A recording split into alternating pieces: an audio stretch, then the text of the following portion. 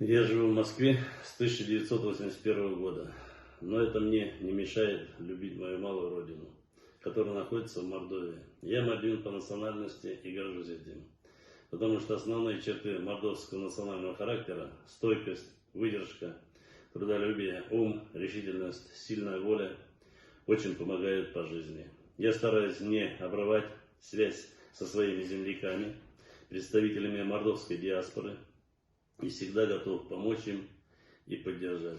Давайте все вместе примем участие во всероссийской переписи населения и узнаем, сколько нас, Мокши и Эльзи.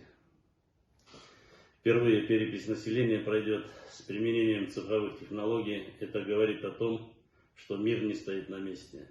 Данные переписи необходимы для планирования будущего всей страны и каждого жителя России. Они позволят сформировать национальную, культурную политику и поддержать малые народы. Спасибо.